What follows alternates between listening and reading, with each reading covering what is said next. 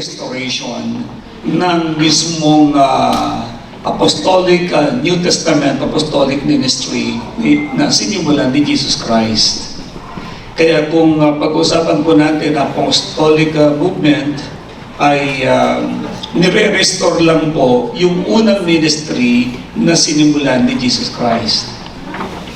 Kaya ano muna niyang ginawa? Tinawag niya ang kanyang mga disciples doon sa book of Matthew, chapter 10, 1 and 2, at binigyan niya ng anointing power yung mga disciples niya. Okay, pagkatapos noon, inulit din niya yon sa chapter 9 ng book of Luke. At pagdating ng chapter 10 ng Luke, tumawag pa siya ng 72 disciples. Pero yung pong 12 apostles na yun ang siyang una niya talagang itinayo. Which for so many years, more than almost 2,000 years, nung nawala yung mga first apostles, yun na ay natabunan na ng mga iba't ibang klase ng movement. Kaya dahil doon ay wala ng signs and wonders and miracles. Kung ibabalik po natin ang Protestant movement na nabanggit ni Sister Lynn, hanggang sa dumating yung 19th century, hanggang sa Protestantism, wala ng signs and wonders and miracles. Ngayon, hindi papayag si Lord na hindi maganap yung kanyang purpose, yung kanyang kapangyarihan, at saka yung kanyang calling for the church ay kailangan ma-restore back ito.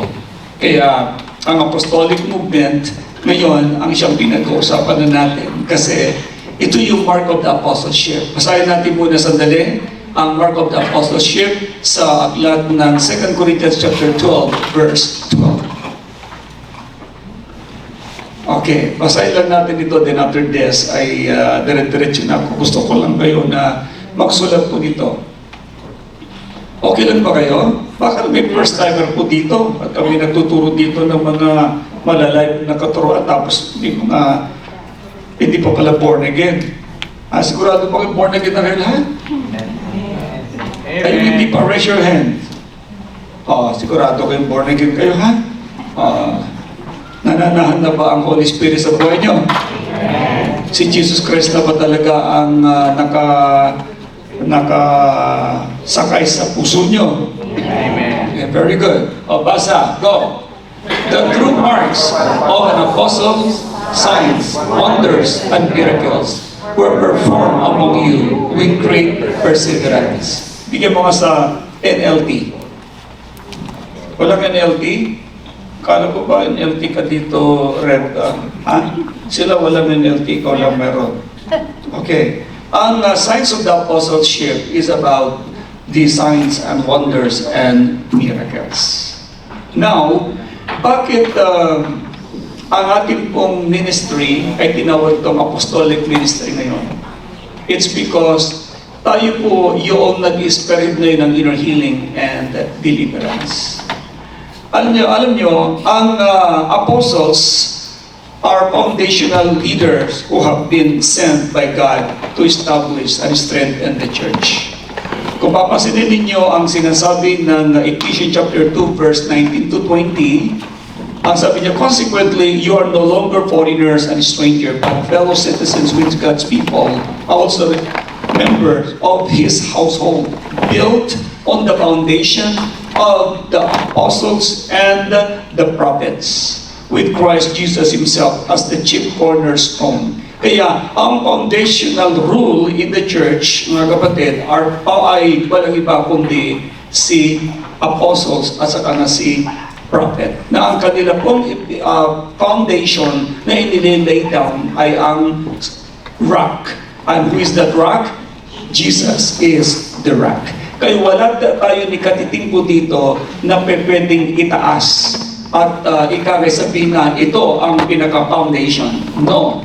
Iba yung tinatawag na naglilay ng foundation at iba yung foundation. The one who lays the foundation in the hearts of everyone I mean, walang iba kundi ang apostles and the prophets. Ephesians chapter 2 verse 20. Another thing, in 1 Corinthians chapter 3 verse 10, Paul says, "By the grace God has given me, I laid a foundation as a wise builder, and someone else is building on it." Ito na ngayon, mag-full time magtrabaho lang talaga yan para sa kanyang asawa at mga anak. Ay, hindi po niya pwedeng pigilan ang anointing na taglay-taglay niya nung siya nandun pa sa Batangas. Kaya nga siya sumunod po ngayon. Okay? So ngayon, sinet aside po nila si Paul at saka si Barnabas. And Barnabas and Paul, they go from one place to another starting churches. Yan. Kaya nga church planting ang mismong apostolic ministry. Romans chapter 15 to 19 to 20. Romans 15 verse 19 to 20. Bigyan mo sa akin yung verse 19. And sabi ni Paul, through the signs and wonders and miracles, I fully preach the good news. Kaya po tayo tinawag na full gospel. Ang full gospel po pala, lagay mo na, Romans 15 verse 19 to 20. Tingnan niyo mabuti ito, ha? Bakit, maski sa kayo may pumunta tulad kahapon, galing po kami ng Saskatoon, ilan ang mga taong nag-deliverance doon? Instantly pinagaling ng Diyos. Amen. Okay, bakit? Kasi, na-prove ko na po yung may pangako Lord sa akin, maski sa ako pumunta, sasamahan niya ako. Okay, at tayo yun. Okay? Okay, basa. By the power of signs and wonders, and by the power of the Spirit of God, so from Jerusalem all the way around to Illyricum, I have fully proclaimed the gospel of Christ. Kaya tayo pala na nagpipreach, dala-dala natin ang kapangyarihan ng Diyos na buhay. Kaya pala full gospel po tayo. Full gospel. Kaya kapag sa church ay walang ginagawang signs and wonders and miracles po doon, sila po yung magwa-wonder at puro na lang po sila sign. Hindi na niyan? Hindi niyo nakuha. Okay. Sila po ay lagi na lang magtataka at puro na lamang sign. Walang sign. Anong sign? Wala lang. Nagsasign lang ng kamay. Pero ang mismong church natin, sabi nga niya, I fully preach. Kaya nga full gospel po tayo. We fully preach the kingdom of God or the good news through signs and wonders and miracles. Okay, verse 20. Ano sabi ng verse 20? It has always been my ambition to preach the gospel where Christ was not known, so that I would not be building on someone else's foundation. Ang example po nito ay sa Acts chapter 13 to 28, mababasa niyo po dyan lahat ang binunta ni Pablo, puro milagro. Kaya ang ating pong church ay nag-move sa signs and wonders. Okay? Then, pangatlo, mabilis lang po ako magtuturo ngayon. Ang apostle teaching po, mga kapatid, ay teaching and doctrine. Ituturo natin ang mga detalye sa bawat mga members para hindi po sila magkamali. Bakit kaya ang maraming mga pastors ng Shechem ay eager na matuto ng deliverance? It is because doon lang nila naintindihan yung Hebrews 9:27. Na yung Hebrews 9:27, nung charismatic movement pa tayo at saka Protestant movement pa, ang nag-move doon, hindi nila naintindihan. Nakalagay doon, Bishop Art. Ang nakalagay doon, sa Tagalog, itinagda na bisa lang mamatay ang tao, pagkatapos niya ay ang paghuhukom. Sa English, it is appointed for man to die once. After this comes judgment. Ngayon, ang pagkakaintindi nila lahat doon ay tao. Lahat na ng tao, pag namatay daw, nahukuman ka agad. Kaya, sabi nila, pag born again ka, at namatay ka sa langit ang punta mo, 100% totoo po yun. At pag unbeliever ka at namatay ka, impyerno ka agad ang pupuntahan mo, mali po yun. Bakit? Wala pong buong final judgment. Kasi ang pagkakaintindi nila ay pag namatay isang tao, huhukuman ka agad, kaya mayroong word na judgment. Hindi nila naintindihan yung judgment. At ipapaliwanag ko na mabilis sa inyo. Ang sabi ganito, it is appointed. Ang ibig sabihin ng appointed, destined. O kaya siya ay mayroong gagampanan mahalaga. Sino yung in-appoint na minsan lang mamatay? Ayan. Kaya makikita nyo dito, kung yun ay para sa lahat ng tao, mayroong word na itinakda na minsan lang mamatay ang tao. Pagkatapos nito ay ang paghukom. Sino ang minsan lang namatay? Di ba si Jesus Christ lang?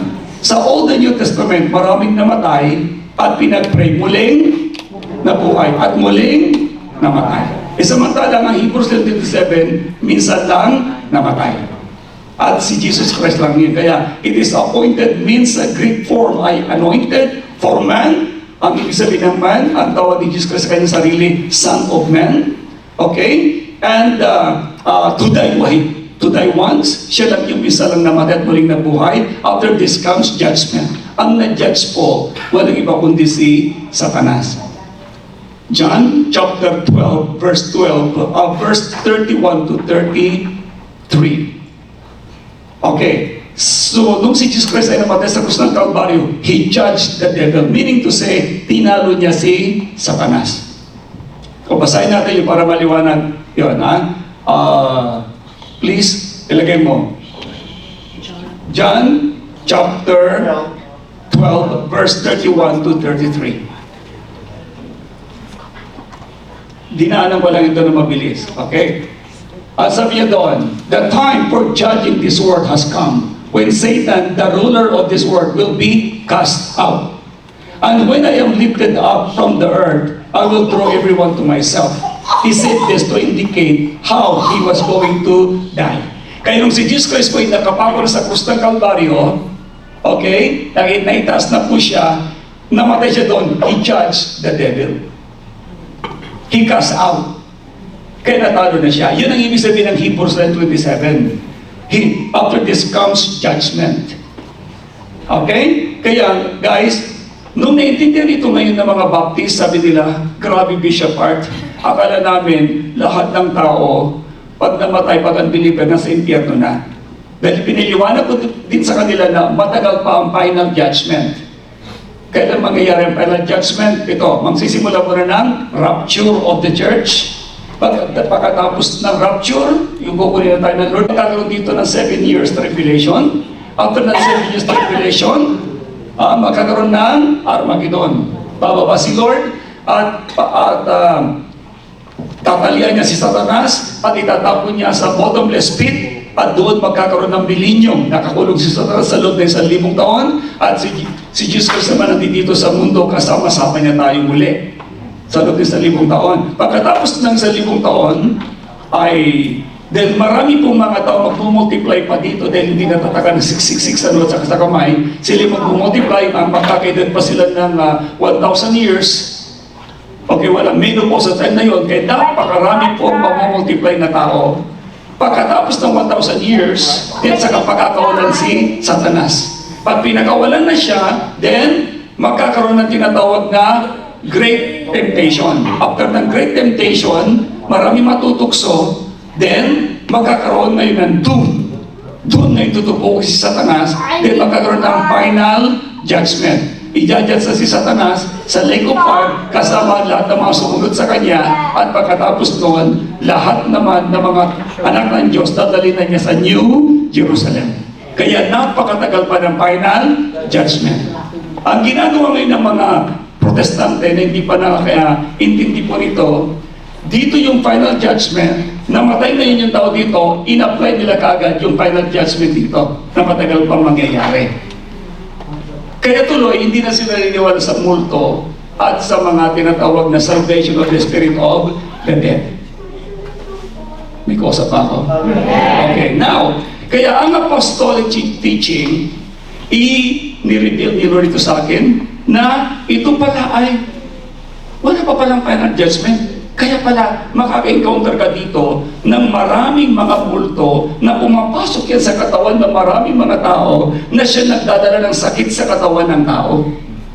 Kaya pala mga doktor, hindi sila makakilos dahil hindi rin nila maintindihan kung bakit nagkakasakit ang tao na wala namang mismong medical proof na may sakit ang taong ito. Tulad kahapon, kumakantalan po kami. Tapos nagkwento lang ako ng konti patungkol dito. Paglapit ko doon sa isa pong kapatid natin, biglang gumano na kagad. Umiyak na. Yung panakarga niya ang kanyang ama at ina. At lagi masakit ang kanyang dibdib. O di after kung mapatanggap yung kanyang ama at ina kay Jesus, pumunta na sila kay Jesus. Pag alis, gumaling na kagad. Yung mismong anak nila na kanila pong sinapian. Kaya, isang pa lang po dito, sino sa inyo dito nakakita ng multo? Raise your hand. Wala. Yan. At natakot bigla ko. Nakakita ka ng multo? Totoo ba? Hindi. Ang proof dito, kaya ako nagtatanong, kasi wala pang final judgment. Kapag ang isang tao ay born again, at siya yung kanyang physical na katawan, yung kanyang kaluluwa, direkta po yan sa langit. Mayroon siyang bagong katawan po doon. Verse 2 Corinthians chapter 5, verse 1 up to 8. Mayroon kang bagong katawan po doon. Pero kapag ang isang tao na namatay, hindi po na born again, ang kanyang pong katawan ba pupunta sa labog, yung kaluluwa niya magliliwaling sa baligid, kaya may multo. Pero maghahanap sila ng katawan ng tao na kanila mapapasukan. At yun ang kanilang gagawing panibagong katawan. Kaya may mga tao na mayroong tinatawag ng multiple personalities. Naintindihan nyo na? Pero hindi lang yung topic ko. Bilang apostolic ministry, itinutuwid tayo ngayon ng Diyos, ibinabalik na tayo sa original na understanding para maintindihan natin bilang mga J1 people na sa atin may pag-asa pa pala maligtas yung mga mahal natin sa buhay na hindi na born again noon. Pag na-encounter po natin sila. Okay? Kaya teaching and doctrine. Kaya yung mga Baptist nung narinig po nila ito, grabe, sabi niya, Bishop, nabura ang aming theology. Akala namin may tapos na may final judgment kaagad sa mga taong namatay na. At ito very clear. Kaya pala, ang asawa ko nakakita ng multo. Ay, ganun ba nakita ng multo yung asawa mo? Sabi ko dun sa bishop, opo, halika kayo magpipre kita. Pinapre ko si Reverend Maricel. Pinapre ko, karga niya, tatay niya, at ang kanya pong kapatid. Nang tagal nang namatay. Bata pa siya. Paano ma-explain yun? Kaya mula noon, nung sila lahat ay natuto, lagi nagtitext sa akin. Weekly yan, nagre-report. Apostle Art, grabe. Ito na mga na-encounter namin ngayon. Ang bilis lumabong aming church, ang daming gumagaling, etc. I'm sharing these things to you. Kasi apostolic ministry tayo, huwag kang magtaka. Darating yung time, may lalapit lang sa'yo. Pag-pray mo naman ako, meron akong nararamdaman, hindi ko maintindihan. Asa, sige, pag-pray na kita, may kaaway ka ba? Masama na loob lang po. Sige, magpatawad ka na kagad. Kasi pag hindi po nagpatawad ang tao, hindi po yan madideliverance. Kaya nga, ang church natin, more on holiness. Walang kaaway. Amin ba? Pwede kang awayin, pero hindi ka makipag-away. Ayan. Pagkatapos noon, pag nagpatawad din, pag pinag-pray mo na, magmamanifest ka agad, yun nakita niyang multo. Gagaling ka agad po yun. Mapapatanggap mo kay Jesus. Yung kaluluwa na yun, at pupunta na yun kay Lord, pag alis po niya, magaling na agad yung tao na yun. Ang dami ko po mga testimonies niya. So, teaching and doctrine. Okay? And pangapat, ang apostolic restoration po ay signs and wonders. Signs and wonders. Kaya signs and wonders po, dahil ito sinabi ng 2 Corinthians chapter 12, verse 12. Sabi ni Paul, sabi niya, the signs of a true apostles were performed among you with utmost patience, with signs and wonders and miracles. Kaya lagi may milagro. Bishop, ikaw yung apostle kami naman hindi. Makinig. You belong to the apostolic ministry. ang anointing na to na pinadama ng Diyos sa akin, pinaranas niya, okay, kay Doc Jing, kay Rev Sani, magpuplo yan lahat sa inyo. Parang hindi kayo sa alam niyo, ang apostolic ministry, wala ni katiting na takot yan. Kung bakit? Dahil niyo kung bakit? Ang mga masasamang espiritu, sila ang takot sa atin, kaya sila yung nagwawala. Kaya sila inihimatay. Kasi talo sila. Naintindihan niyo? Kaya sila yung takot. Hindi yung nakakatakot eh. Nung una maniwala kay kinikwentungan ni Sterling, lumilipad po, lumulutang yung mga mini-minister namin. Kaya nakakatakot. Ay ngayon, Puro puti ang mata. puro puti na lang ang mata. Kasi hindi matatakot daw. Nung naturuan na kami ng Lord at na-train na kami patungo sa apostolic ministry, ito na, we're enjoying it. Pakapi-kapi, nagmimerienda habang nagmi-minister. Maniwala kayo. Kaya, J1 people, this is our anointing. Amen. Praise God. God will gonna use you in order to do. Yes.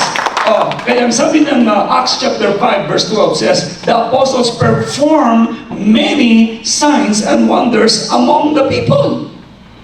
Ulitin ko muli, Acts chapter 5 verse 12. They perform a lot of signs and wonders and miracles. Miracles among the people. Kaya restoration po ito.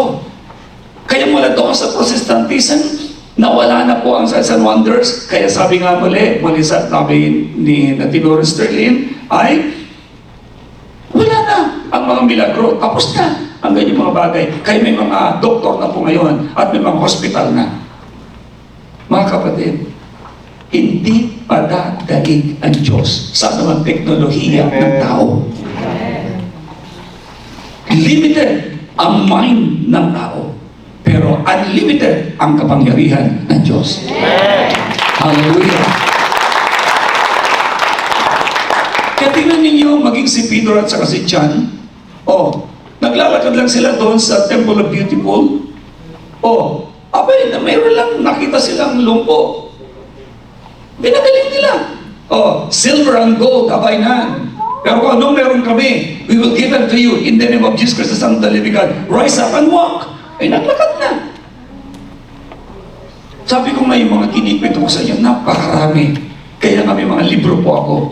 Basahin niyo po yung mga books and you will see how powerful the God whom I'm serving. Praise God. Kaya, yan po yung mga example. Okay? And number 5, the signs and wonders are restoration po ito ng signs and wonders. Number 5, spiritual authority and governance.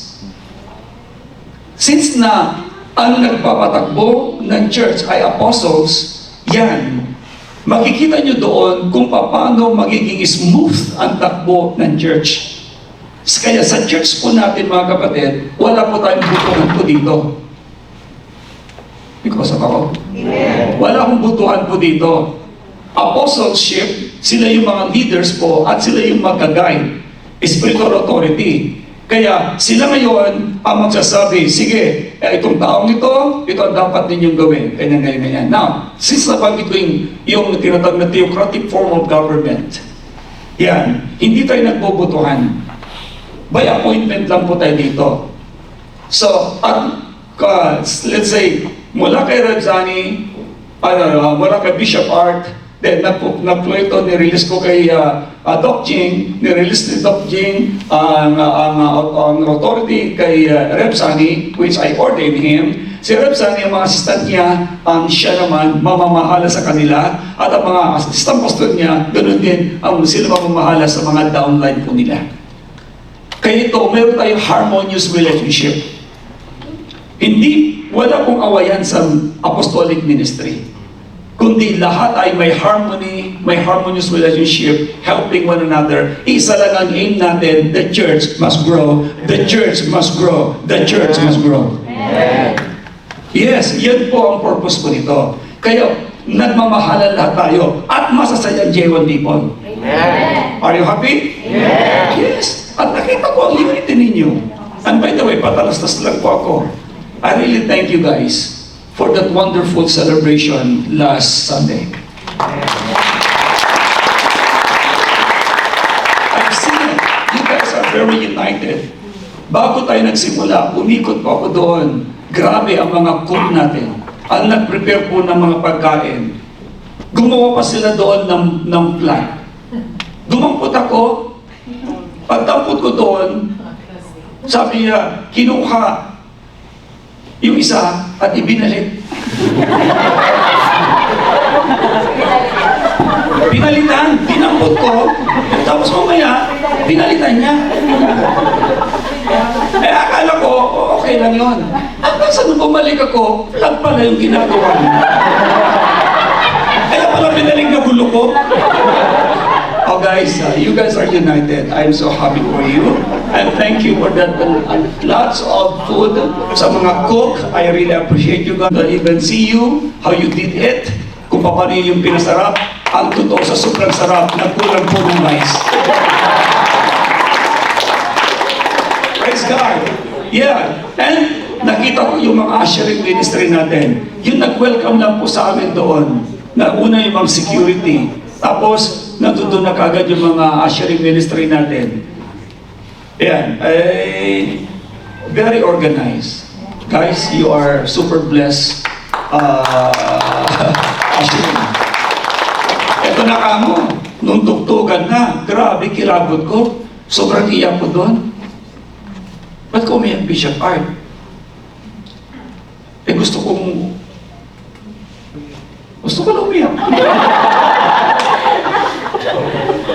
Sinimulan niya ni Brother Rano yung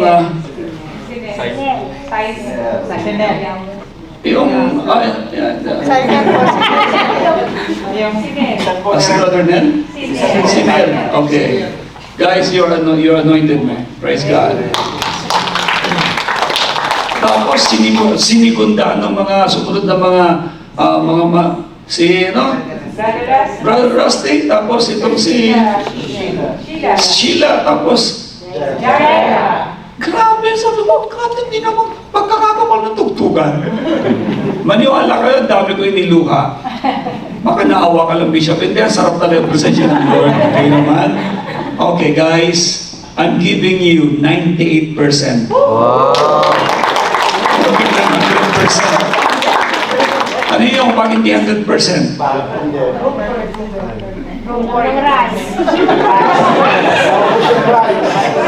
Si Lord lang ang 99%. Hindi. Nakita ko lang yung sayaw ng isa. Hindi timing. Pero hindi ko na sabihin mo sino. Pero sa music talaga galing. Ito mga keyboardist natin. Si Christian na. Kung hindi nagkamali si Christian sa kanyang pagsayaw. Guys, ibang klase. Guys, susunod, may malaking konsyerto tayong gagawin dyan. Thank you guys. Hindi ko good job. Parang ganun. Praise God. Yung props ninyo, maganda lahat. Everything. Tapos yung pageantry, guys, 95 ang kasi nabitin yung isa.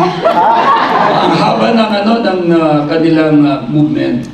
Pero ayaw niyo pa ba yung 95? Okay guys, tapos matindi yung mga nagturo ng bata sa sayaw.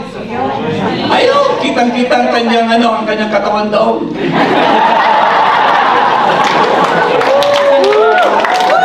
Ang matindi niyan, napasunod niya yung mga bata. Napakahirap lang. Mahirap, alam niyo na, mahirap talaga ang pasunod ng mga bata, pero they did well. Pagkabat may mga umiyak, okay lang yun. You have a 95 grade for me. Praise the Lord. At yung mga kalalakihan,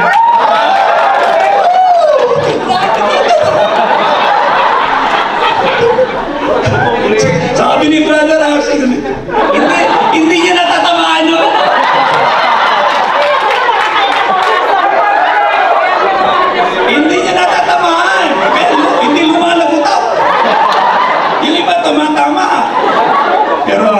Alam niyo, masaya. Nakita ko ang unity ng mga men's group. Ano po, grade?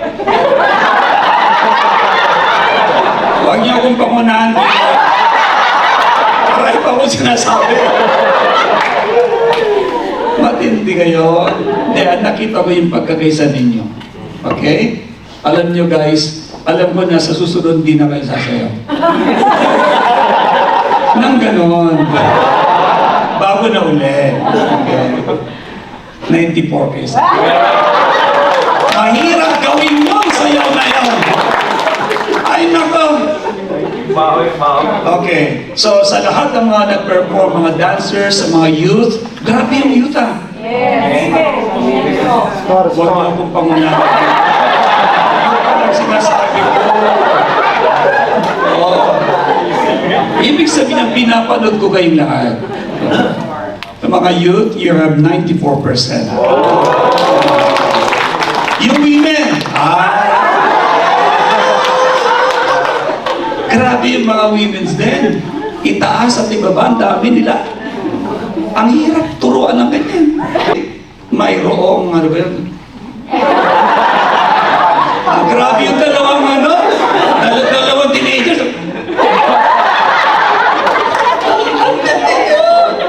Okay. 96 sila sa akin.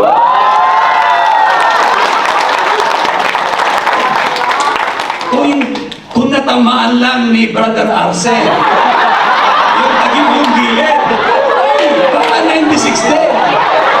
Ayun na eh.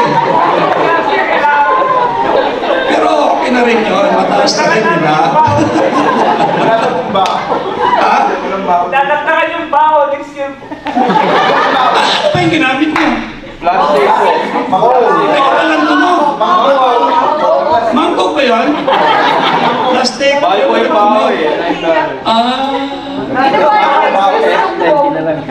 Hindi pa, okay na. Okay na. Sabi ko na eh. Guys, this is the best anniversary that we ever had. Hindi, magko-contest ako. Hindi, yung pinaka-pinali, yung youth tsaka young pro. Ay, grabe. Sa akin, 96 kayo.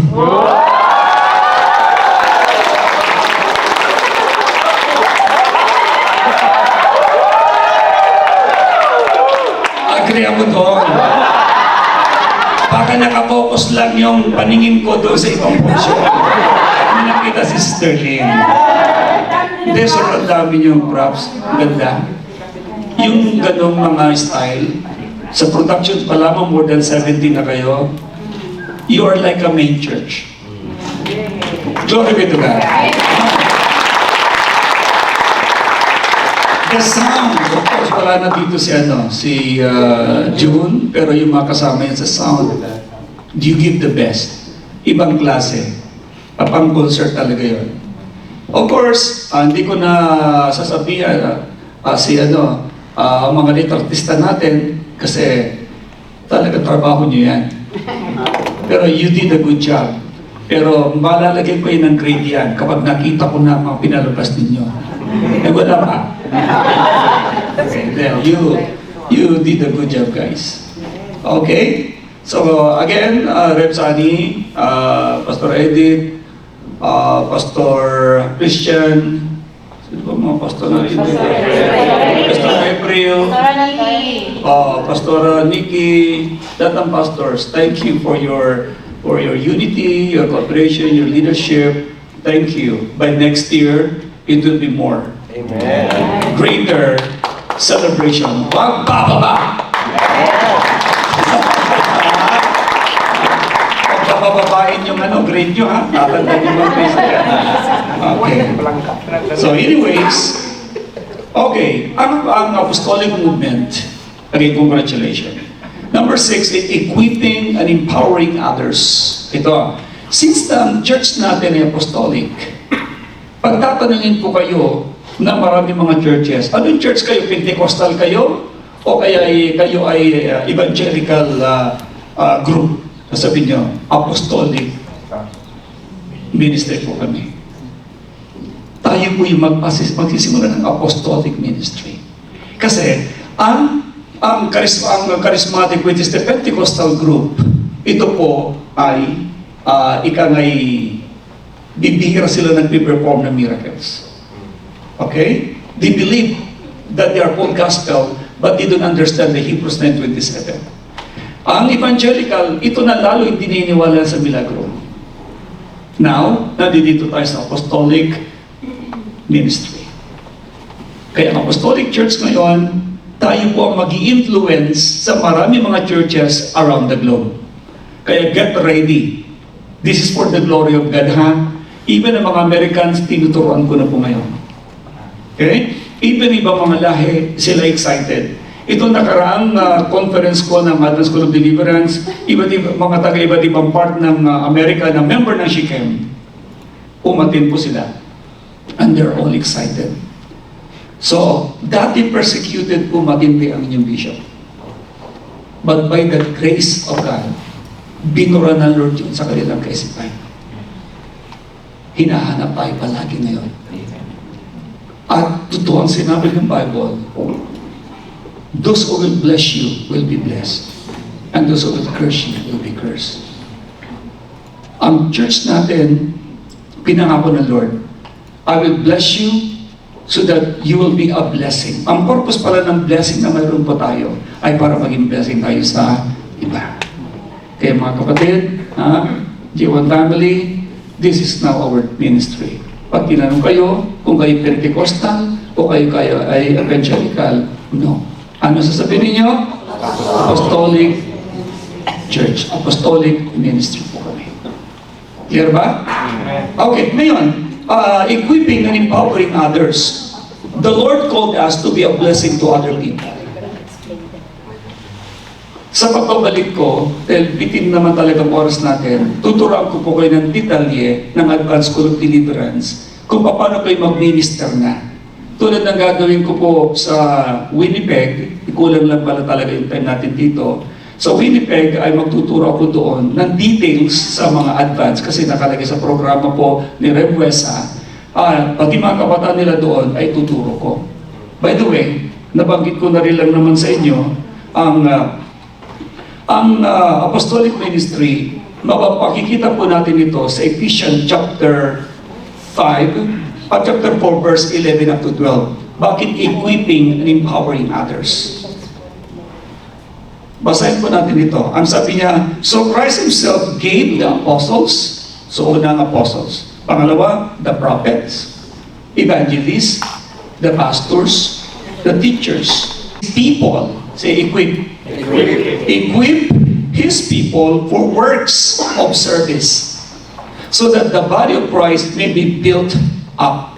Yun po ang purpose ng fivefold ministry nito. Pero sino ang namumuna? Apostles and the prophets, kasi sila yung laying the foundation of the church.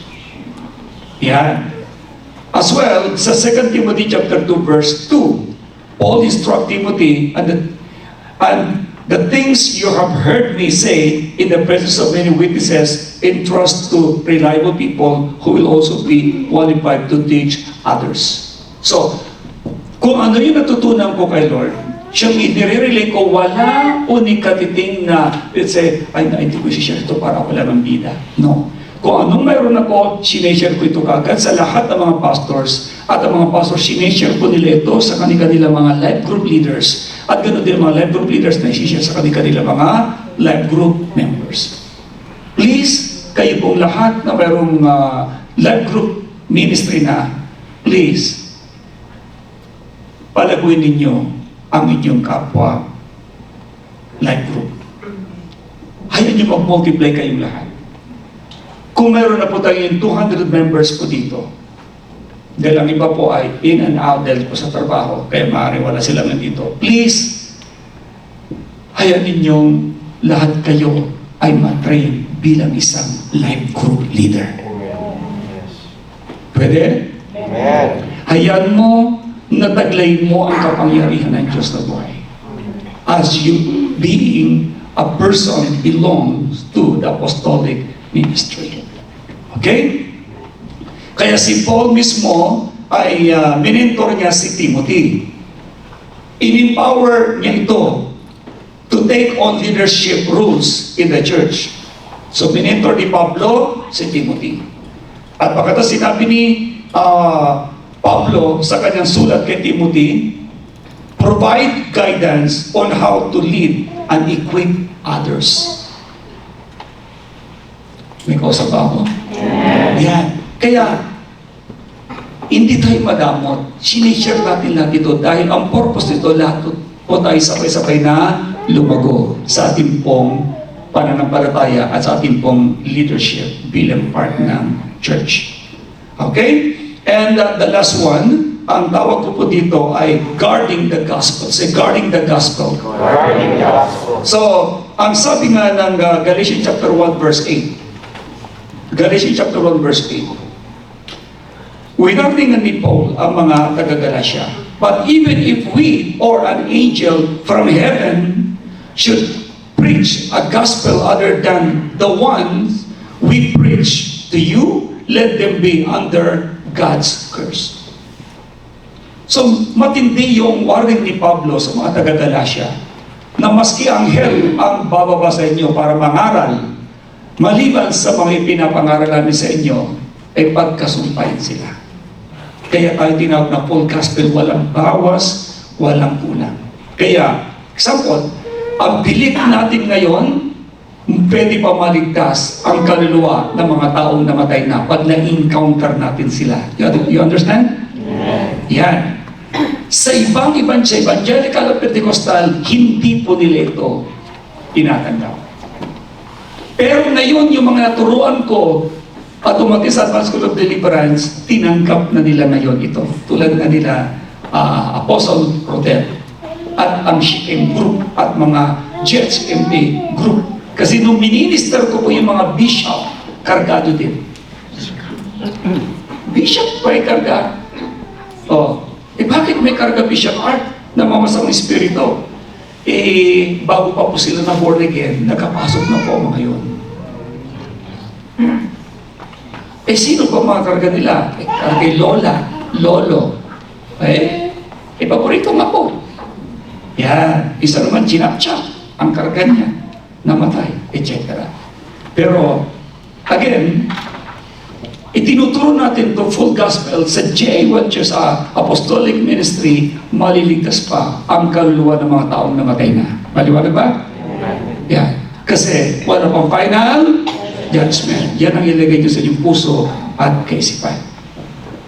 Now, 2 Timothy chapter 1, verse 13 to 14. Ang sabi din ni Pablo kay Timothy, what you heard from me, keep as the pattern of sound teaching. Kaya ang sound ang teaching ko natin. With faith and love in Christ Jesus. Guard, say guard. Guard the deposit, the good deposit that was entrusted to you.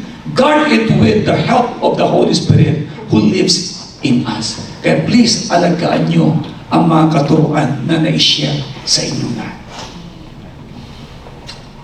Every time na kayo pupunta sa church, nandiyan kayo, nakahandang tumanggap ng katuruan at handang ituro din ang mga bagay na ating narinig. Kaya ang apostolic ministry, yan nagpoplo. Ang anointing yan, hanggang sa kabababaan. Hanggang ang mga members natin, yung ginagawa namin, gagawin din nilang yan. Buhay pa ba kayo? Okay, kaya ang sinulat ni Paul sa mga taga-Galatia ay dinipend ni Pablo ang gospel of grace against those who were trying to impose the Jewish law on Gentile believers. Kasi pinipilit pa naman ng mga Hudyo na, hoy, magpatuli muna kayo. Bago kayo maglingkod, magpa-circumcise muna kayo. Samantala si Pablo, sabi niya, either you are circumcised or uncircumcised, walang problema. Dahil ang kaligtasan ay wala sa circumcision, wala sa law, kundi nasa grace ng Lord. Okay? Ayan. Kaya binigyan ng diin ni Pablo na, kailangan na ma-retain at ma-remain na faithful kayo sa message ng salvation through Christ Jesus, our Lord. Kaya tayo, ang salvation natin is by grace, through faith, and not by our good work, lest any man should boast.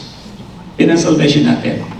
At again, biyaya din ng Lord na yung mga kaluluwang ng taong namatay na pag na-encounter natin, ay pwede pa po silang maligtas. Grace pa rin ng Lord yun. Maliwanag ba? Bishop, paano pag nag-backslide naman? Paano pag namatay yun? Nakalagay sa Biblia, after first and second admonition, reject. Pag tumalikod dyan, wala tayong magagawa. Pag namatay yan na nakatalikod, hindi maliligtas. Kung kakahabagan pa rin na Lord, ma-encounter pa natin ang kanyang kaluluwa, pwede pa siguro. Kaya, mga kapatid, ang apostolic ministry ay napakahalaga na maintindihan natin ngayon. Now, ano ngayon ang magiging fruit of the apostolic ministry?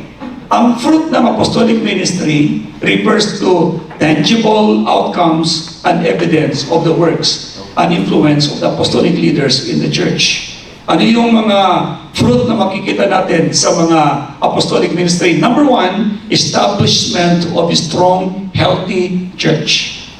Bakit healthy at J1 Church? Kasi apostolic ministry tayo.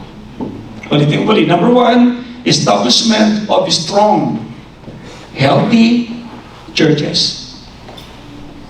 The fruits of apostolic ministry is the establishment of strong and healthy churches that are rooted in sound doctrine and vibrant community life. Kaya nakikita natin mga leaders, lahat kayo leaders dito, nakikita po natin ang effect ng apostolic teaching sa ating pong lubos ng pagsunod sa Panginoon. May kausap pa ako? Kaya na-establish po yung strong and healthy church. Kaya sa J1 family, nagmamahalan tayo. Nagtutulungan tayo. Don't ever criticize your leader.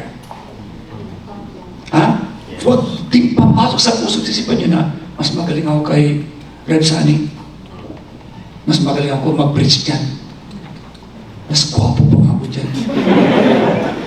Alam nyo, ito lang lagi sinasabi ko, kung sa gandang lalaki ang pinag-uusapan, at ikay mas magandang lalaki, bakit hindi ikaw na itayo? Di ba? Pangalawa, kung ikaw ay mas anointing kaysa kanya, bakit hindi ikaw ang naitayo? Di ba? Alam nyo, huwag na kayong tumingin sa itsura ng tao. Okay?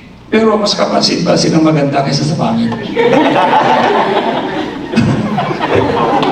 Di ba? Palistas lang mo yan.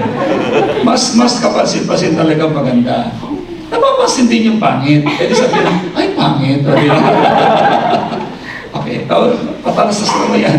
Pero again, relationship ang pinag-usapan. We are strong and healthy church. Pag may narinig kayo na ibang tao na sinisiraan ang church natin, pabisagutin niya, oy, excuse me, I am JA1 member. Ano sinasabi mo sa amin? Pero huwag kayo magipag-away. Away, sabihin lang.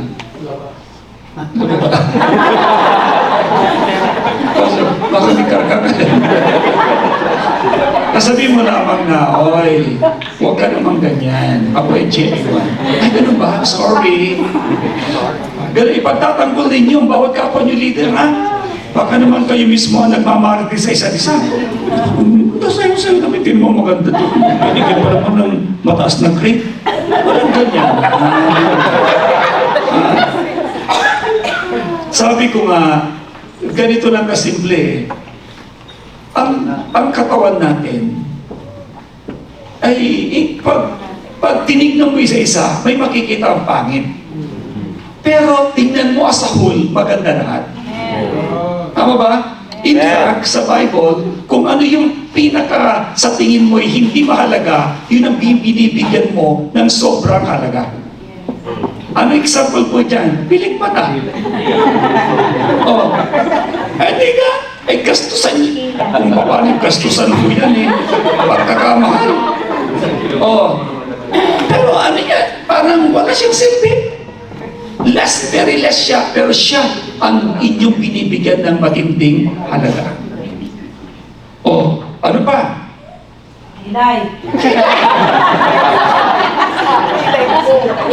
Mga kilay na yan. Ginagastusan ng gusto. Matinding oras ang binibigay niyo po dyan. Oh, ano lang naman, kilay lang. Kasi nagpapaganda sa mga lalaki yan. Pag tinitignan namin kayo mga babae, gumaganda po kayo sa amin. Tignan, ay ganda naman ang kilay niya. Paano? Paano walang kilay? Dilagyan mo ng? Lagyan mo ng kilay.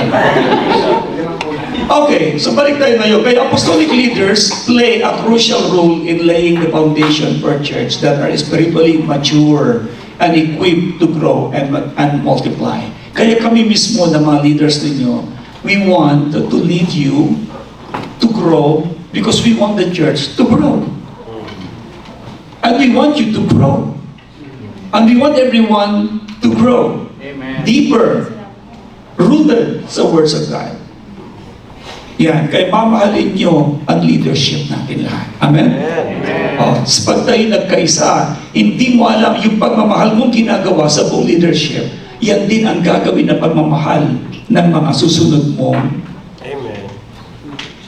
leaders. Pag inaway mo yung leader mo, aawayin ka din ng mga members mo. Mahalin mo yung leader mo, mamahalin ka ng members mo. Yun ang purpose na. Okay? Kaya please, become more mature, right? At ang biblical support po niyan ay Acts chapter 14, verse 21 to 23. Oh, anong ginawa ni Paul dyan? They preach the gospel in that city and won a large number of disciples. Ganda niya, no? Oh, tama ba yung verse mo, kapatid?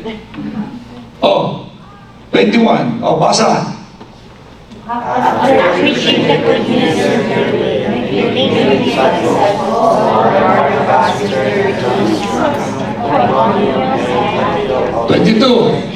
Where they strengthen the believers, they encourage them to continue in the faith, reminding them that we must suffer many hardships to enter the kingdom of God. Paul and Barnabas also appointed elders in every church. With prayer and fasting, they turned the elder over to the care of the Lord, in whom they had put their trust. So, strengthen the believer. Sabi mo sa katabi, strengthen the believer. I will strengthen you. You will strengthen me. Magpalakasan ang isa't isa. Amen. Pag may nawawala, aba, hanapin mo kaagad. Brad, nasaan ka na? We miss you. Ganun lang. Hindi yung, huwag mo manahanapin niya. May pasaway. Huwag ang ganyanan. Oh, hindi naman kayo lahat ay sinilang na sabay-sabay na malakas. Bakit ka lumakas? Kasi may nagpalakas sa'yo. May tumulong sa'yo. Lahat naman po tayo ay may kahinaan. Pero pag nagpapalakasan tayo, o di, lahat nakakawagbuhat. Natutuwa nga ako Sobrang bilis ng mga maintenance kahapon By the way, may sadya pa maintenance. O talagang tulong-tulong lang kayo. Ibang klase yung unity na yun. Napansin niyo, ang bilis ang pagliligpit. Why? Because you are united. Amen. You strengthen one another. Tama? Amen. Oh, 1 Corinthians 3 verse 6. I planted the seed, Apollos watered it, but God has been making it grow. Oh, ikaw nagpipreach ka, iba naman ang siya nag-aalaga, tinutubigan nito, pero si Lord ang nagpapalago. Pero alam niyo bakit lumago? Dahil yung nagtanim at yung nagdilig, nagpray sila. Inalagaan kayo nila talaga. Kaya mag-alagaan po kayo. Kaya si Pablo, bilang apostol, he worked led to establishment of many churches across the Roman Empire. Maski sa pumunta, lagi niyang palakasin at gusto yung palakasin ng mga mananampalataya.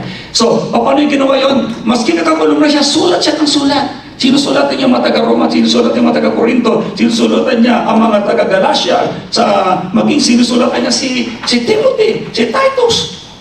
Ganun po niya alagaan ng mga tao. Kaya, ngayon, sobrang bilis na. Text messages na. Ha? Pinapalakas mo na yung kapatid mo. I'm praying for you, sis. God richly bless you. Yan. Tapos padala mo ng mga verses. Tapos, alam mo bang balita ngayon?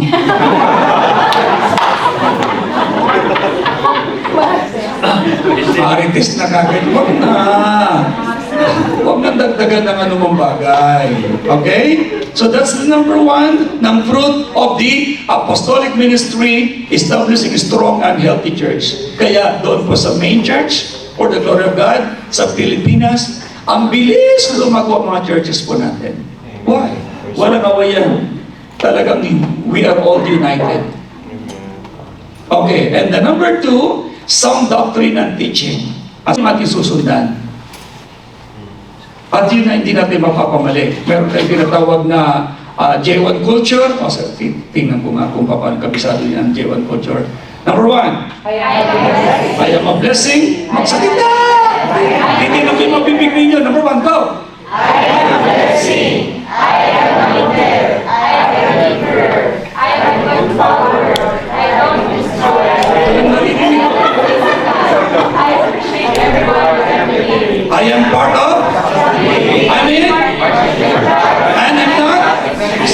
Ulit. Okay. Igagay ko ang iba. Sabihin. Number one, I am blessing. I am. I am. I am. I don't. I appreciate everyone, everything. I am part. I am in partnership with Christ. I am Kulang. I'm not seasonal and I'm not extraordinary.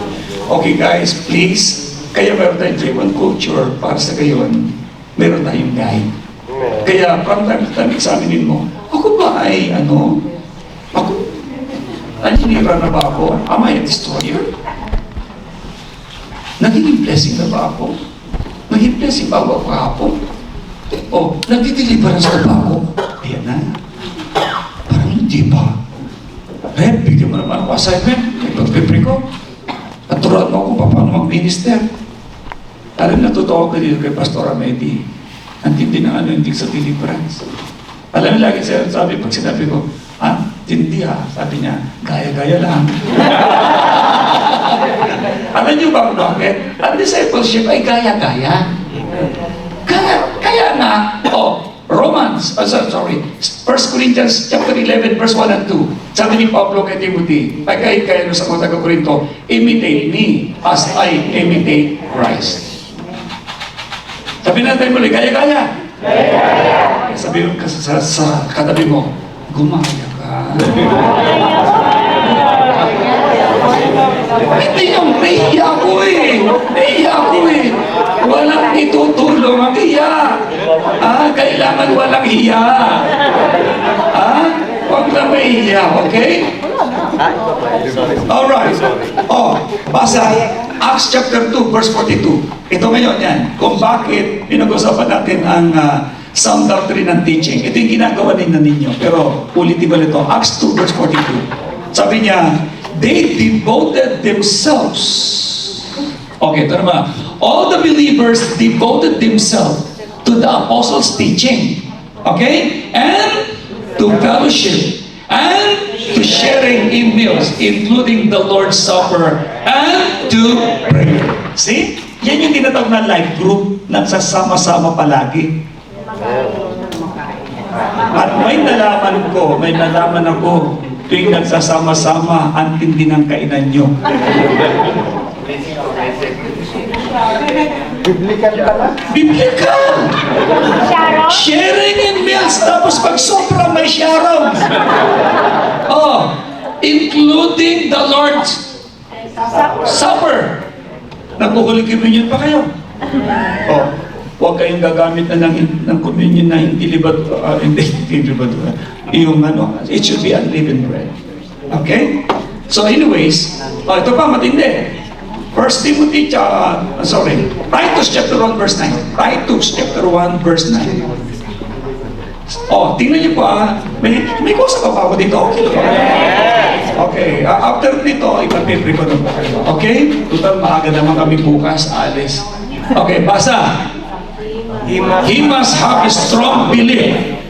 Ang isa kong believer, may strong belief in the trustworthy message he was taught them.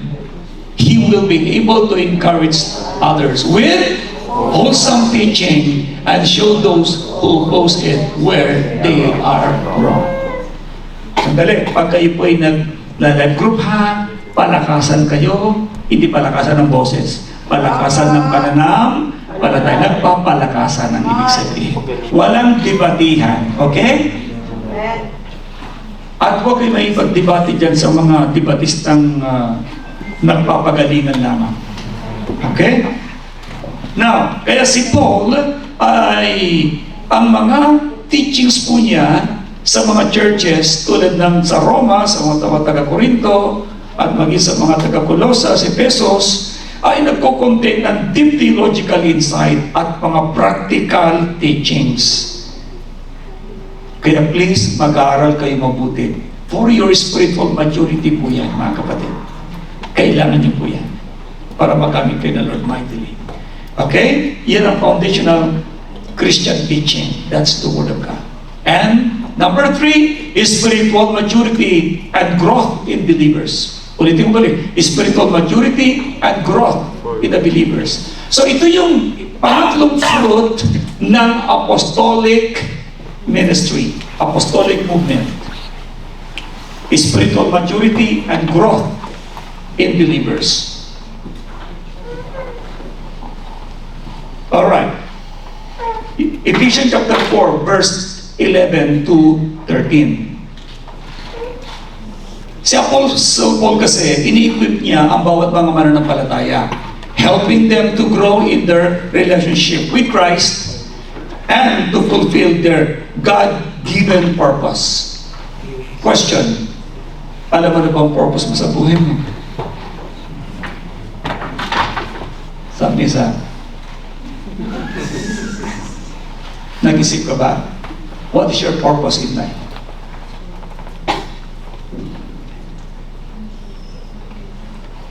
Now, please, ngayong gabi, tanungin mo, Lord, ano po bang purpose ko sa buhay?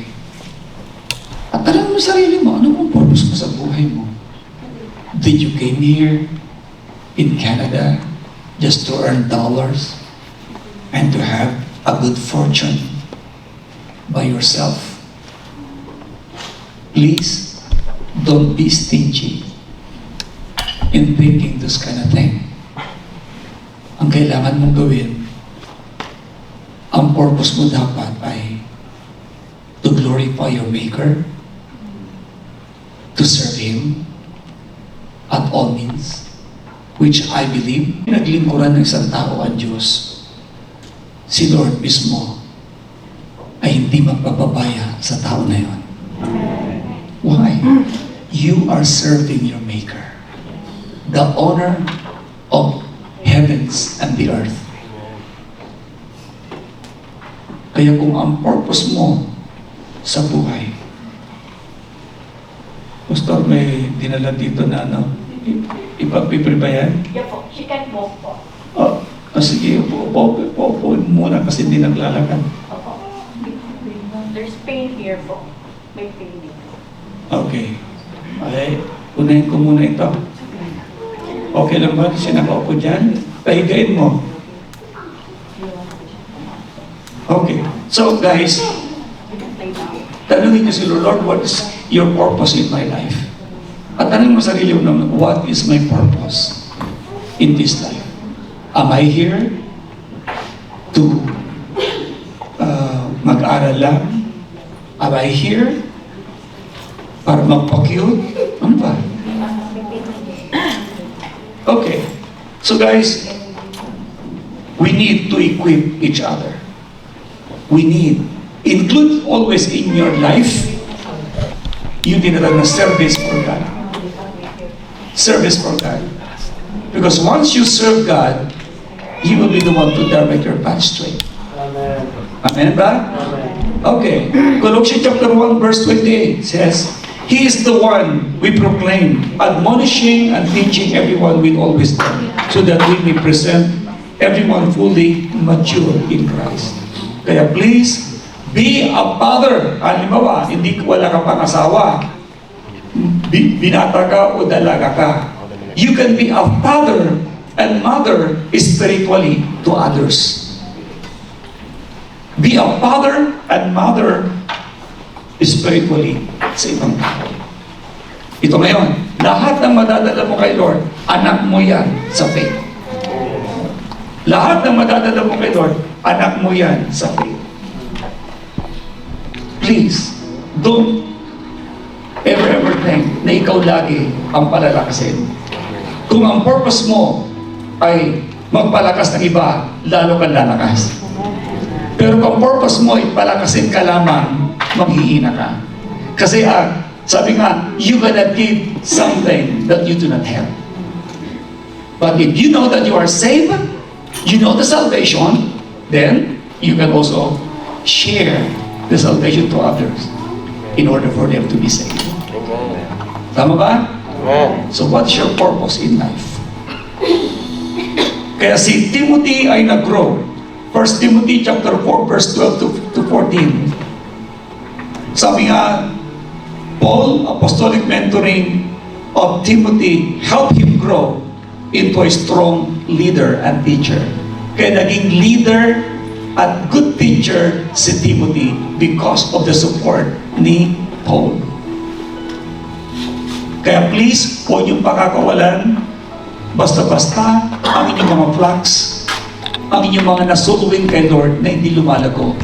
Kasi baka mapapunta sa ibang bansa yan na hindi lumago, pwede siya matalo ng kaway ng sanlibutan. Kaya apostolic ministry, nag-aalaga ka talaga. Nagpapalakas ka ng iyong nadadala kay Lord. May kausap pa ba ako? Amen. Okay. Kaya yan po yung number 3, spiritual maturity and growth in believers. And the last one, expansion of the kingdom of God. Say it again, expansion of the kingdom of God. Acts chapter 1 verse 8. Ang sabi ng Lord, but you will receive power when the Holy Ghost will come upon you. And you will be my witnesses in Jerusalem, in Judea, in Samaria, and other most part of the earth. Ang apostolic ministry leads to expansion of God's kingdom. The reason why you receive the Holy Spirit, it's because the purpose of the Holy Spirit that is in you is for you to go and expand the kingdom of God. Everybody say kingdom of God. Kingdom of God.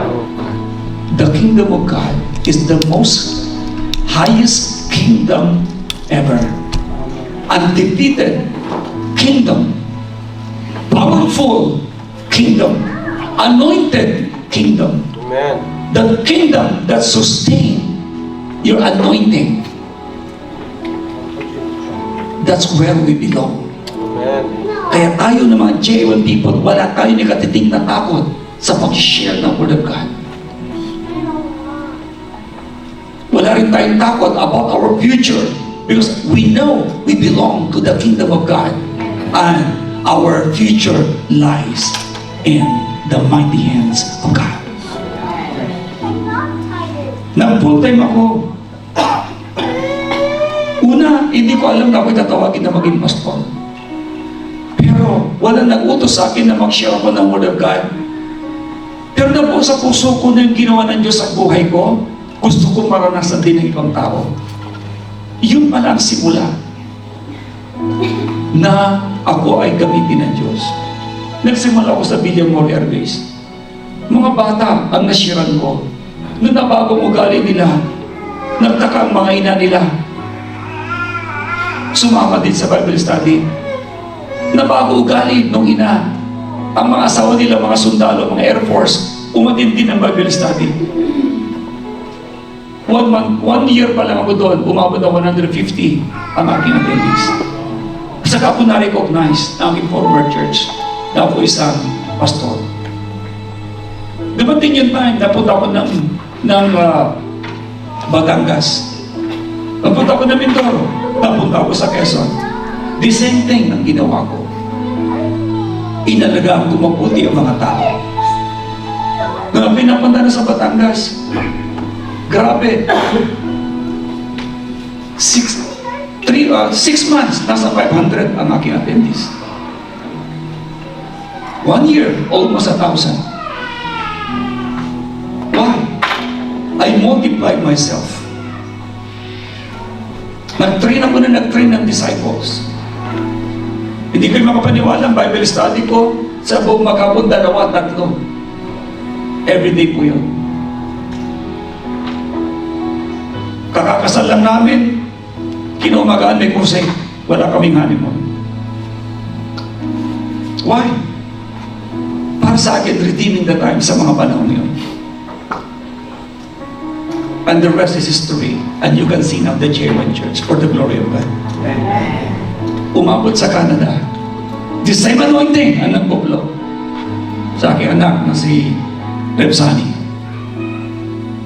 Why? Ito yun eh. Kapag nalaman mo ang purpose mo sa buhay, you will love the Lord your God with all your heart, with all your mind, with your soul, with all your strength. And you will love your neighbor as you love yourself. I'm not a perfect man. Just to let you know. But what I knew, I know my purpose in life. I will serve my God habang ako'y nabubuhay. My joy today is to minister people, to set people free. Kaya hindi po ako napapagod for the glory of God. Gusto ko lagi maraming tayo mapunin yan. Hindi ko kailanman pinansin ang persecution na naranasan ko. Below the belt. But, pinatatag lang ako lang talaga ng Panginoon. Wala ako ni katiting na takot sa mga panahon yun. Isa lang kinatatakutan ko sa buhay, si Lord lang. And since then, I serve Him. It's because I know I have the anointing of the Holy Spirit. Nung sinabi ni Prophet Solomon, sabi niya sa akin, do you know that you are an apostle? Sabi ko, hindi ko naman naiintindihan yun. Ang alam ko lang, pastor, teacher, evangelist. Sumunod si Prophet Jess Piñoso, sabi niya, many people will come to you. Could you be my father? Sabi ko, sa bata ko nga rin, magiging ama ko. Hindi ko rin naintindihan. Mamaya pinaliwanag sa akin, you are an apostle and you will be called Father. And could you be my father? Nagulat ako ngayon, pati yung tumatakbong gobernador ngayon, ang sabi sa akin, Daddy, ikaw ang daddy ko. Pati yung mga doctors, Daddy. Pati yung mga military, Daddy. Hanggang dumating yung time. Dumating si Prophet Mario Hay, isa Nigerian. Sabi niya sa akin, do you know that you are an apostle? Again, di ko masyado napapansin until inilantad na ng Lord that I am. Now, Hindi ko ito pinagmamalaki. It's a gift of God to me, to be a blessing to the J1 family. Sa akin, with or without title, that's nothing. Hindi yun ang nagbago ng ugali ko, hindi rin nagbago ng pagkatao ko. At hindi kayo naman magbabago ang ugali ni Bishop, ni Apostle Art. Walang pagbabago pagdating sa pakikitungo sa tao. I love my flocks, I love the John family, I love all my pastors, and I love you all.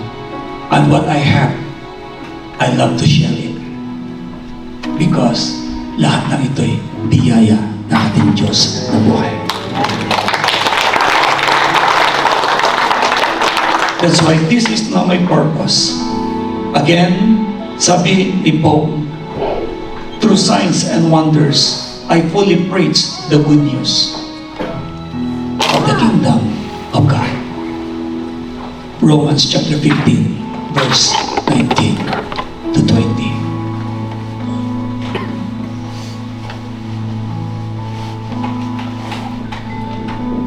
That's why I will say this song.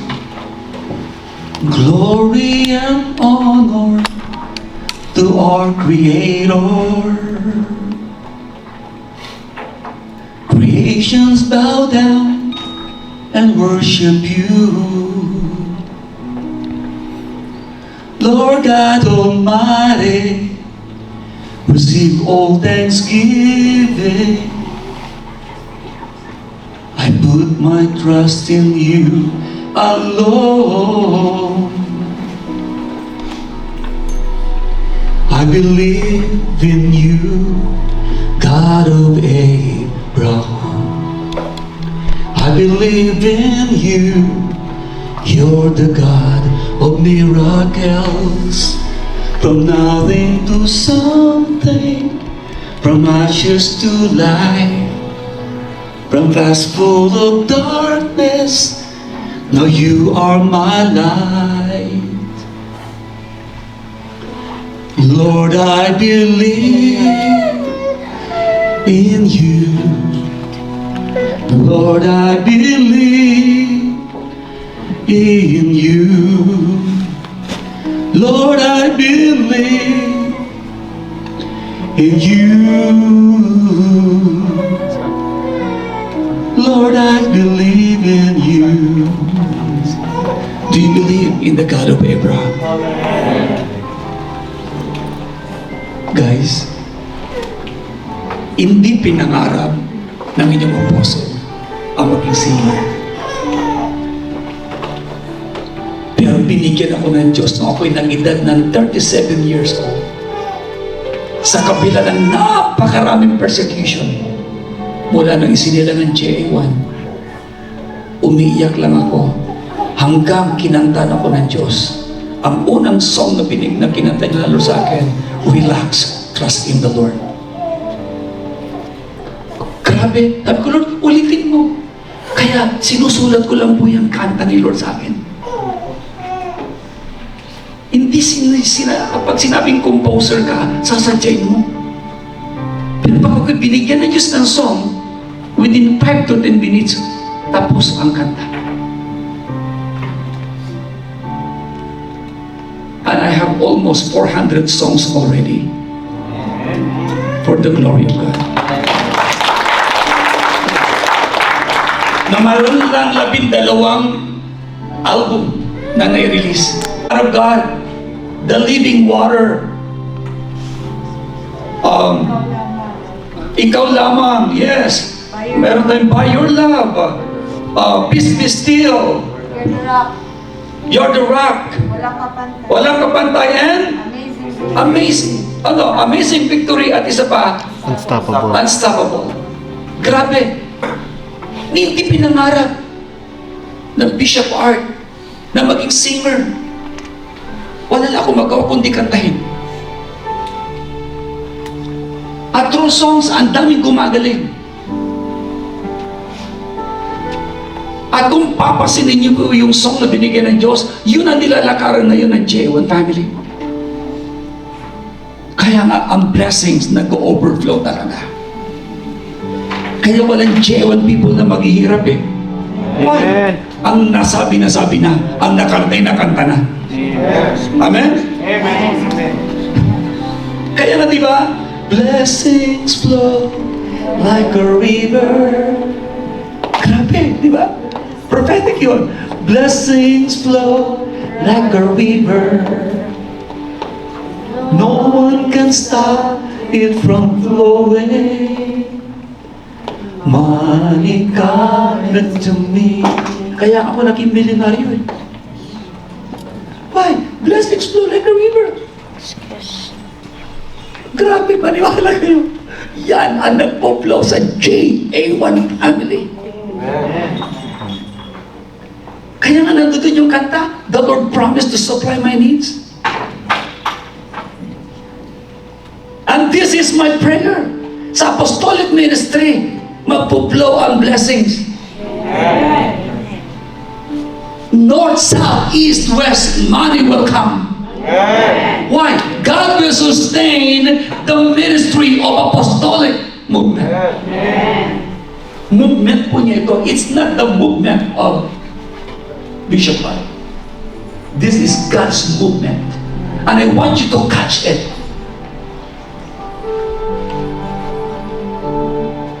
Kaya nga, you have to believe. At itong huling song, nandun lang ako sa Netherlands. Ako'y nakatayo lamang, nag-worship ang mga kapatid natin. May naglilid. Ang may kumanta si Holy Spirit. I believe in you, God of Abraham. I believe in you, you're the God of miracles. From nothing to something, from ashes to light, from past full of darkness, now you are my life. Believe the God of Abraham. Amen? Tumayo ba tayong lahat? I believe in you, God of Abraham. I believe in you, you're the God of miracles. From nothing to something, from ashes to light, from past full of darkness, now you are my life. Lord, I believe in you. Lord, I believe in you. Lord, I believe in you. Lord, I believe in you. I believe in you, God of Abraham. Say it. I believe in you, you're the God of miracles. From nothing to something, from ashes to light, from past full of darkness, now you are my life. God, this is now our belief. The God whom we serve is a miraculous working God. Apostolic Church, you have to believe. Because there is only one God. And the great example is Abraham. When he believed God, that he performed miracles, that he could raise the dead into life, that you know that we came from the dust, and God formed us and give us life. We also knew that all of us came from the darkness, but the Lord translated us into the kingdom of light. You have to believe. Because He is the creator of miracles. Pwede bang sa oras na to, close your eyes, and you have to completely believe this song that will manifest upon your life. Yes.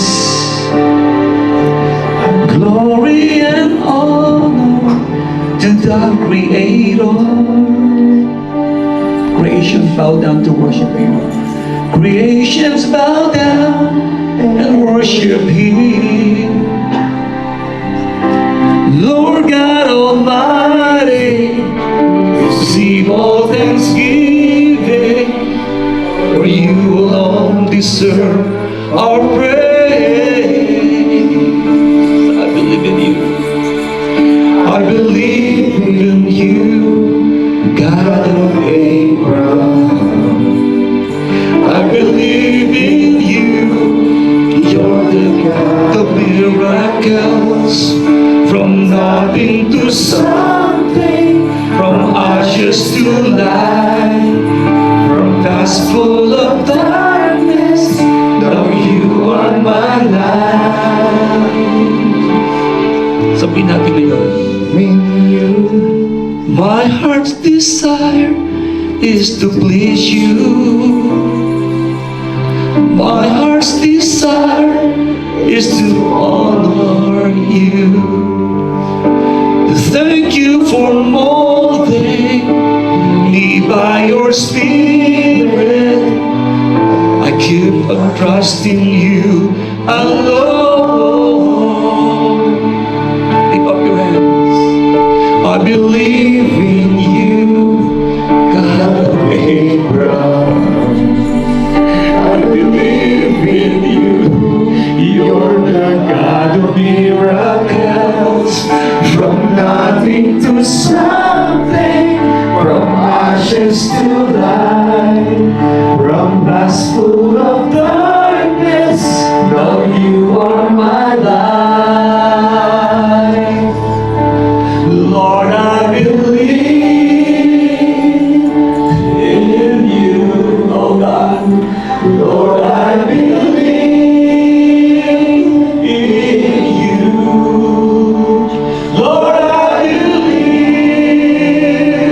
in You. Lord, I believe in You. I believe in You, God of Abraham. I believe in You. You're the God of miracles. From nothing to something, from ashes to light, from past full of darkness, now You are my light. People of God, the Lord is embracing you. This God of Abraham, who is in our midst right now, He is ready to pour out His power upon you. He is ready to pour out His embrace upon you. He is ready to bless you tonight. Believe it. Shakalababaya. The Lord is here. Come on. Declare your belief. Declare the Lordship of our Lord Jesus Christ. Declare it. I believe in You, God of Abraham. I believe in You. You're the God of miracles. From nothing to something, from ashes to light, from past full of darkness, no Guys, the Lord is here. Pwede ba this time? Sinasabi ng Lord sa iyo kung anong purpose mo sa buhay. Alam mo naman ngayon kung anong purpose mo. Could you please declare it to the Lord that you're going to serve Him? Sabihin mo sa Kanya, by the grace of God, ikaw ay naligtas. Kaya sabihin mo sa Kanya na maglilingkod ka sa Kanya. Paniniwalaan mo siya. Hindi isang ordinaryong service ang gawin mo, kundi as your thanksgiving offering to God. You will give your best for Him. You will give your life, a holy life, a life that will serve the King of Kings and the Lord of Lords. Pinaglingkuran ni Abraham si Lord. That's why God blessed his descendants. Yes, pinaglingkuran ng mga Israelites, ni Moses, ni Joshua. Nakatawid sila sa promised land. Your service to God will bring you into another level of life. God will bring you into another level of assignment, another level of victory, until you will reach the promised land He promised to you. Serve Him, love Him, love Him. Shikora babakanda, mesekeriande. God of Abraham, declare it. I believe in you. You're the God of miracles. From nothing to something, from ashes to light, from past full of darkness. No, you are my light. Now the anointing is here. The Lord is releasing this anointing upon you tonight. The Lord is releasing the apostolic anointing to manifest upon you. You will perform miracles because you belong to the apostolic church. Come forward right now. Shakarada Bakanda. Punta sa unahan. If you really believe the God of Abraham, make it quick. I believe in Declare it. Open your mouth. God of Abraham. I believe in you.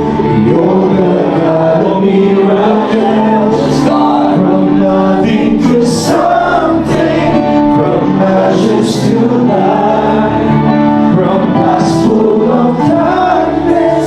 No, you are my light. Nakita ng Diyos ang puso mo ngayon. God of Abraham. Kaya ka nga niya niligtas. Dahil ang purpose niya ay gamitin ka para sa kanyang kapurihan. You are not ordinary believer. I'm gonna tell you that. You are not an ordinary followers of Jesus and a member of JD1. But you are an extraordinary one.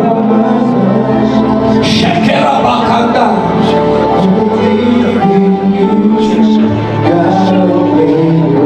Oh, this is not an accident. Hindi accident ito. Na nire-remind tayo. Tinawag ni Jesus, ni God, si Abraham, my friend.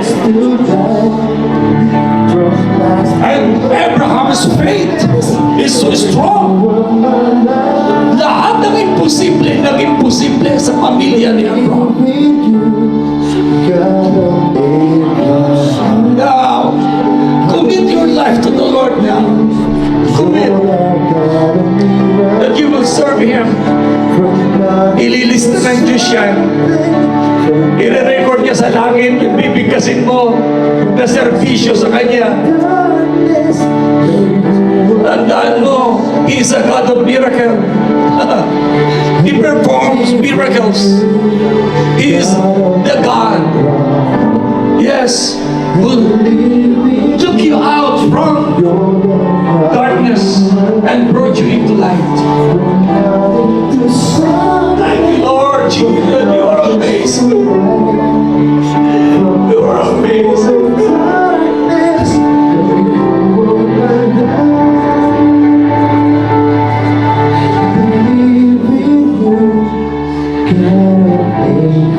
I will lay my hands upon you now. Hayaan mo na ang kapangyarihan ng Diyos, ang kuryente niya, ang siyang dumali sa iyo. Shakarababakande! Kuma Sakarabakaya.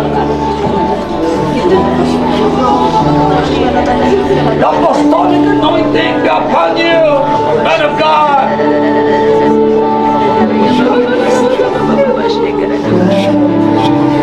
Listen to your boldness. Now receive Jesus. Shakarabakaya. No fear and no doubts. You are anointed by the Lord. I release this anointing, the apostolic anointing upon you. In Jesus' mighty name. And I release the courage and the strength and wisdom upon you in Jesus' name. Sakarabakanda. I release this anointing upon you. Your love and support, your husband, it will flow down to your hearts and to your bones. Receive it. In Jesus' mighty name. Kandarabasakaya. I release the anointing of apostolic movement in Jesus' mighty name. Your service to the Lord and support to the man of God, you will surely reap it, and you will be an extension of God's mighty finger. In deliverance ministry, receive the apostolic anointing. I release the amazing love of God upon you. Rando babababakaya. Sakaya. Present Barazonto Mamaya. Yes. Shatarabaganda. Receive the anointing of the Boras anointing in Jesus' name. Receive it. Basaka. I release the anointing upon you. Serve God with gladness, with joy. Yes. Receive it in Jesus' name.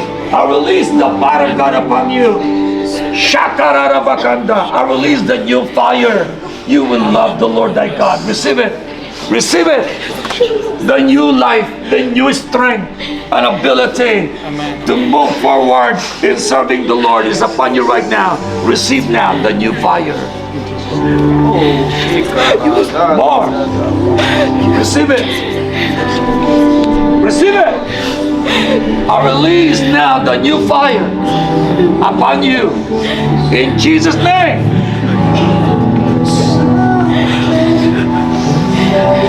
Receive the power of God. Oh, Karabasakarabakanka. I release the anointing upon you. You will perform more miracles in Jesus' name. Now, receive the new fire.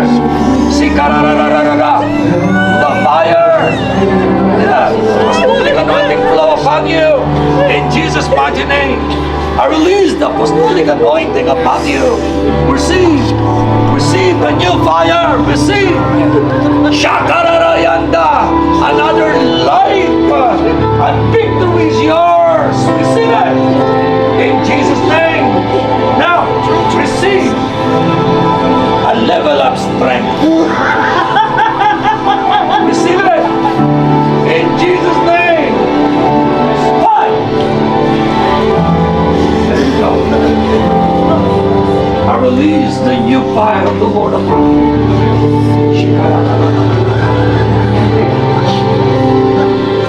Deliverance flow now. Now.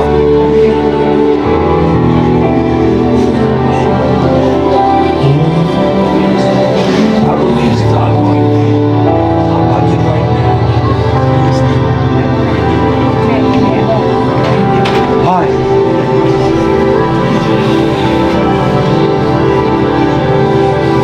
The apostolic anointing upon you. No fear. Restoration. I am declaring restoration in the whole family. No fear. I release anointing of God. Lord, creative miracles be upon this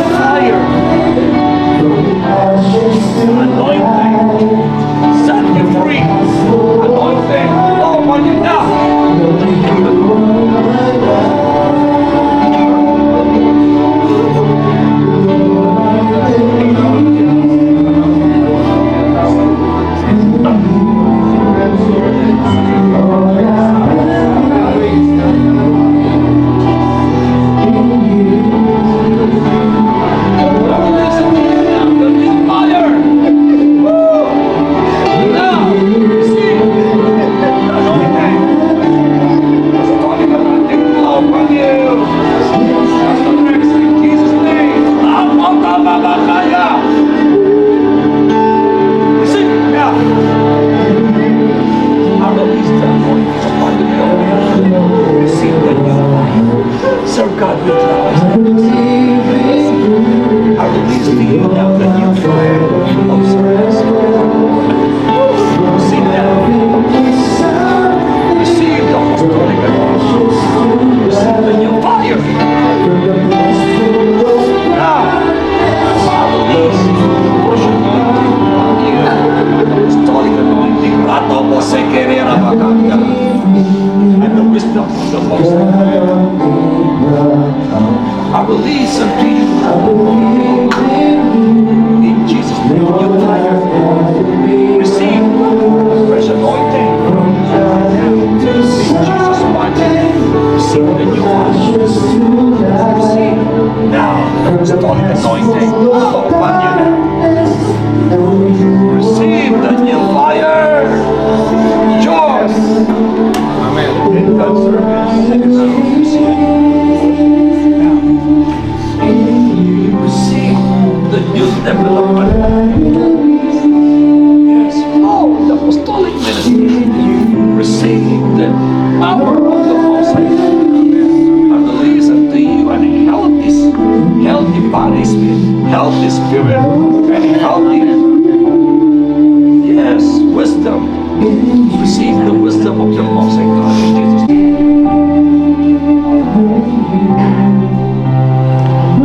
Okay.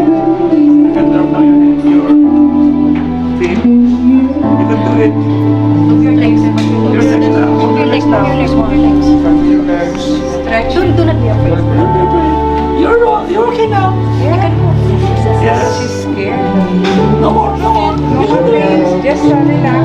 Yes. Yay! Straight. Yes. Trying to stand. A little bit. Yeah. See? You're now. Okay. See? One more.